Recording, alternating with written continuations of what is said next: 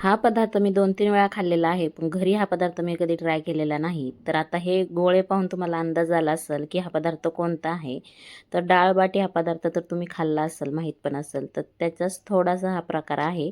तर ना मी पहिल्यांदाच बनवलेला आहे. तर मग याची थोडक्यात रेसिपी सांगते, की गव्हाचं पीठ, त्यामध्ये थोडासा रवा, थोडंसं बेसन पीठ, ओवा आणि मीठ टाकलेलं, ते घट्ट असं मळून घेतलं. त्याचे गोळे तयार केले. ते गोळे मी पाण्यात शिजवून घेतले आणि शिजलेले गोळे थोडेसे थंड झाल्याच्या नंतर सुरीने ते छोटे छोटेसे कापले आणि त्यानंतर मग कढईमध्ये तेल ठेवलं आणि तेलामध्ये ते तळून घेतलं. तर याला तुम्ही बिट्ट्या म्हणू शकता, छोटे छोट्याशा. तर मग हे तेलामध्ये मी तळून घेतलं.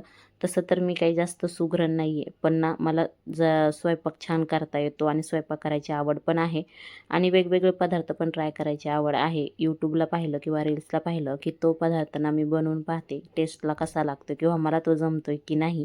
म्हणून आज मी हे ना ट्राय करून बघितलं आणि हे ना छान झालं होतं.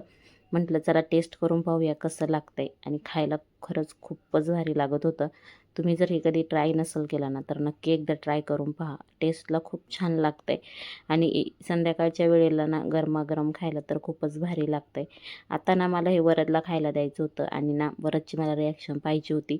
कारण वरदला जर माझ्या हातचा एखादा पदार्थ आवडला ना, तर मला मास्टर शेफ झाल्यासारखं वाटतं. कारण ना तो खूप छान म्हणतो, की मम्मी हे खूप छान लागतंय.